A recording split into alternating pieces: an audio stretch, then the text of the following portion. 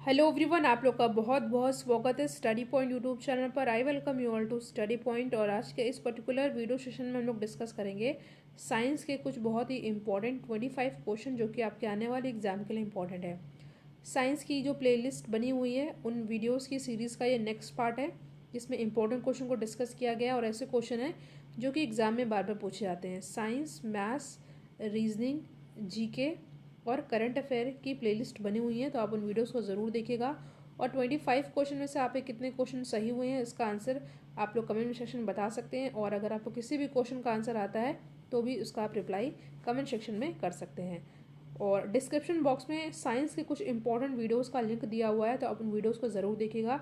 उनसे आप एग्ज़ाम में क्वेश्चन ज़रूर से ज़रूर पूछे जाएंगे। तो चलिए हम लोग अपने आज का डिस्कशन स्टार्ट करते हैं। वीडियो को पूरा देखिएगा क्योंकि लास्ट में आपसे एक इम्पॉर्टेंट क्वेश्चन पूछूंगी जिसका आंसर आपको कमेंट सेक्शन में देना है। घाव का अध्ययन क्या कहलाता है? इंपॉर्टेंट क्वेश्चन है, देखिए एग्जाम में क्वेश्चन कई बार पूछा गया है। तो घाव का अध्ययन क्या कहलाता है? तो घाव का अध्ययन करना कहलाता है ट्रोमेटोलॉजी। ठीक है, option C is our absolutely correct answer. हमारा अगला प्रश्न है, पीडियाट्रिक्स निम्नलिखित में से किसके अध्ययन से संबंधित है?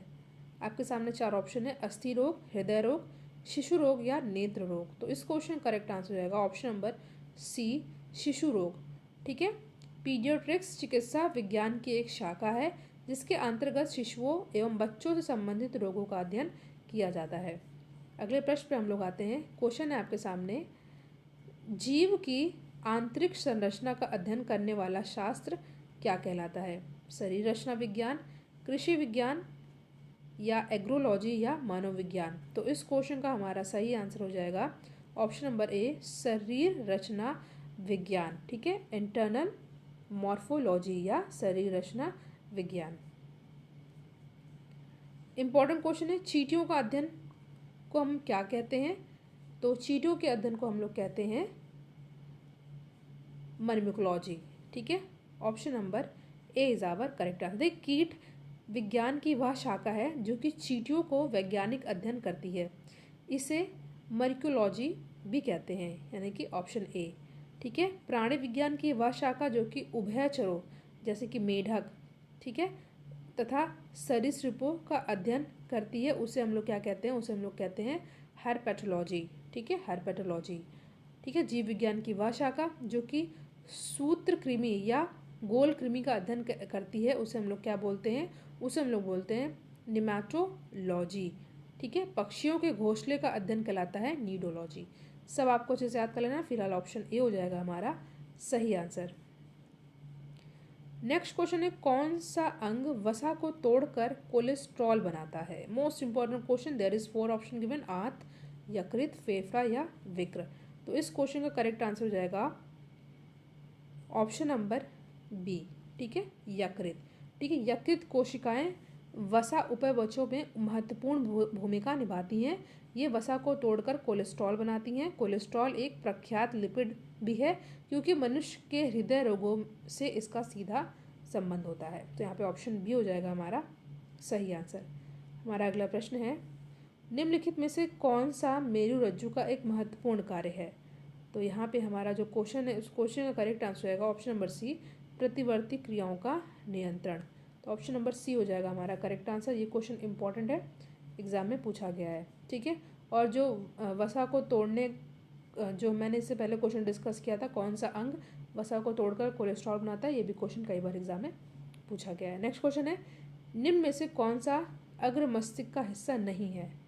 ठीक है, तो अग्र मस्तिष्क का हिस्सा कौन सा नहीं है? मेडुला। देखिए, अग्र मस्तिष्क के आगे वाला भाग होता है जिसमें प्रामस्तिष्क यानी कि सेरेब्रम, थैलेमस और हाइपोथैलेमस होते हैं।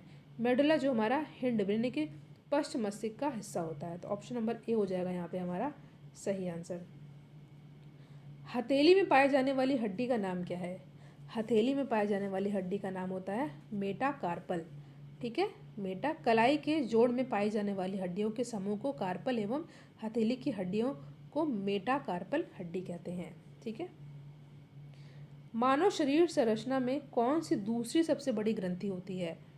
तो इस क्वेश्चन का करेक्ट आंसर होगा ऑप्शन नंबर सी, अग्नाशय। ठीक है, मानव शरीर संरचना में यकृत सबसे बड़ी ग्रंथि एवं अग्नाशय यानी कि पैनक्रियाज दूसरी सबसे बड़ी ग्रंथि होती है। ठीक है, ये आपको अच्छे से याद कर लेना है। नेक्स्ट क्वेश्चन है मानव शरीर का रक्त बैंक कहलाता है कौन सा? आपके सामने 4 ऑप्शन है, प्लीहा, यकृत, हृदय या किडनी। तो इस क्वेश्चन का करेक्ट आंसर हो जाएगा ऑप्शन नंबर ए, प्लीहा। ठीक है, प्लीहा अमाशय तथा डायफ्राम के बीच में स्थित इस बीच में तथा यकृत के बाएं ओर स्थित होता है। यह गहरे लाल रंग की सक्रिय एवं चपटी सी नलिका होती है। ठीक है, वयस्क मानव में यह रक्त बैंक का कार्य करती है। तो यहाँ पे ऑप्शन ए हो जाएगा हमारा सही आंसर। नेक्स्ट क्वेश्चन है मानव रक्त के किस रक्त समूह को सर्वजन दानी कहा जाता है? आसान प्रश्न है, इसका आंसर आपको कमेंट सेक्शन में देना। बहुत ही आसान प्रश्न है, अगर आप पढ़ाई करते हैं तो इसका आंसर आपको पता होगा। इस क्वेश्चन का आंसर आपको कमेंट सेक्शन में देना है। नेक्स्ट क्वेश्चन है मानव रक्त में प्लाज्मा की लगभग कितनी मात्रा होती है?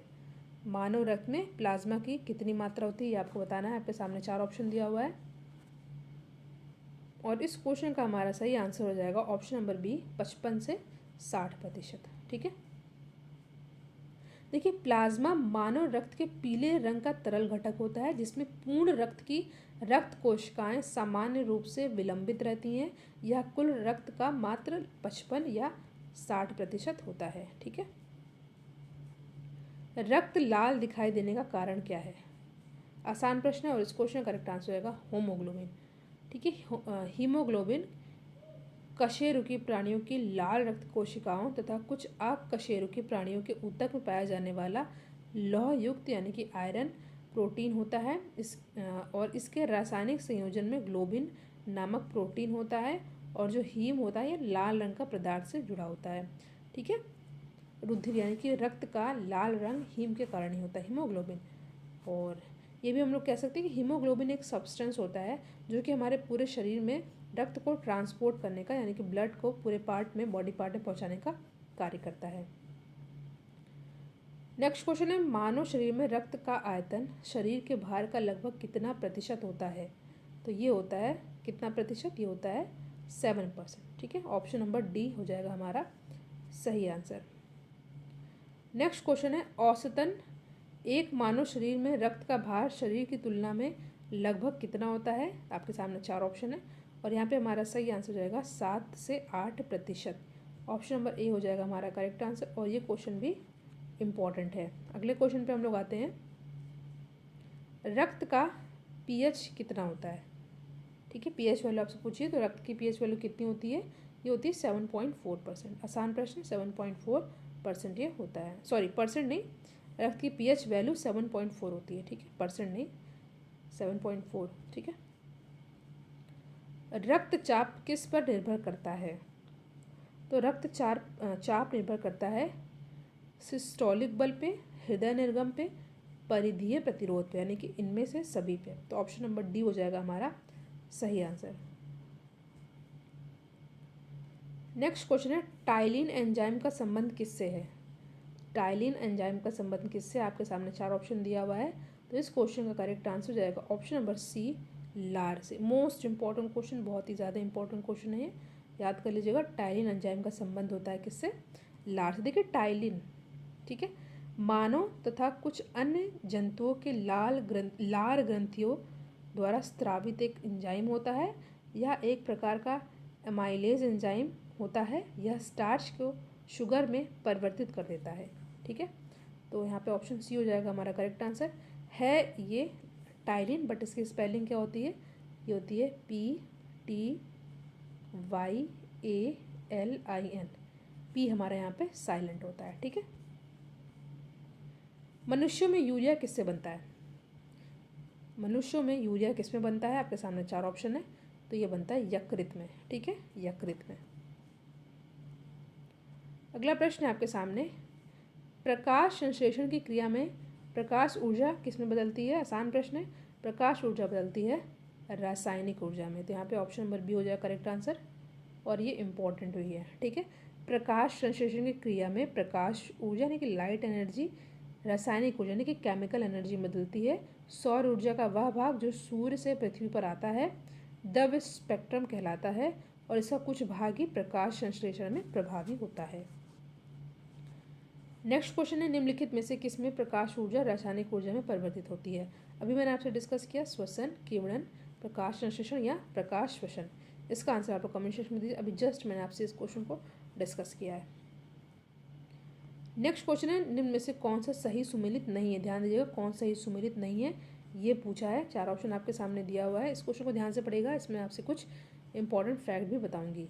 विटामिन सी एस्कॉर्बिक अम्ल, vitamin B1 thiamine, vitamin D retinol या विटामिन के नेफ्थिक्विनोन। तो इस क्वेश्चन का करेक्ट आंसर होगा ऑप्शन नंबर सी, ये सही सुमेलित नहीं है। विटामिन डी का रेटिनॉल नहीं होगा। रेटिनॉल केमिकल नेम होता है विटामिन ए का, ठीक है। विटामिन डी का होता है कैल्सीफिरॉल, ठीक है, कैल्सीफिरॉल। देखिए इस पेज में मैंने आपको कुछ यहाँ पे नाम दे रखे हैं विटामिन के, और उसका कुछ रासायनिक नाम दिया है, ये आपको याद कर लेना है। विटामिन सी का होता है एस्कॉर्बिक एसिड, विटामिन B1 का होता है थायमिन, विटामिन डी का होता है कैल्सीफिरॉल, विटामिन के का होता है नेफ्थिक्विनोन या फिलोक्विनोन, ठीक है। तो यहाँ पे हमारा ये इसको याद कर लीजिएगा। जैसे कि मैंने आपको बताया रेटिनॉल किसका केमिकल नेम है, ये होता है विटामिन ए का। चाहे तो आप इसका स्क्रीनशॉट ले सकते हैं वीडियो को पॉज करके, ये इंपॉर्टेंट है, इससे एग्जाम में एक क्वेश्चन हमेशा ही पूछा जाता है। अगला क्वेश्चन आपके सामने, वसा में घुलनशील विटामिन कौन सा नहीं है। Vitamin A, vitamin D, vitamin के या विटामिन बी एंड सी। तो वसा में घुलनशील विटामिन कौन सा नहीं है, तो यह विटामिन बी एंड सी, ठीक है। जल में घुलनशील विटामिन होते हैं विटामिन बी सी, वसा में नहीं, ठीक है। जल में घुलनशील होते हैं विटामिन बी एंड सी। तो यहाँ पे ऑप्शन नंबर डी हो जाएगा हमारा करेक्ट आंसर। और जो वसा में घुलनशील विटामिन होते हैं वो विटामिन ए होता है, विटामिन डी होता है, विटामिन ई होता है, विटामिन के होता है। लास्ट क्वेश्चन है हमारे आज की वीडियो का, निम्न में से किसी कमी से रिकेट्स होता है। Vitamin D, vitamin C, vitamin K, vitamin A. तो विटामिन में बताया रेटिनॉल होता है केमिकल नेम, ठीक है। विटामिन सी का एस्कॉर्बिक एसिड, विटामिन डी का कैल्सीफिरॉल, और किसकी कमी से रिकेट्स होता है, तो ये हो जाएगा विटामिन डी की कमी से। तो ऑप्शन नंबर डी हो जाएगा यहाँ पे हमारा सही आंसर। तो देखिए यहाँ पे हमने साइंस से कुछ इंपॉर्टेंट क्वेश्चन को डिस्कस किया। साइंस के इंपॉर्टेंट वीडियोस का लिंक डिस्क्रिप्शन बॉक्स में दिया हुआ है। वीडियो को लाइक एंड शेयर जरूर कीजिएगा। जो 2 क्वेश्चन मैंने आपसे पूछा है इसका आंसर आप लोग कमेंट सेक्शन में ज़रूर दीजिएगा। Thank you so much for watching. Thank you.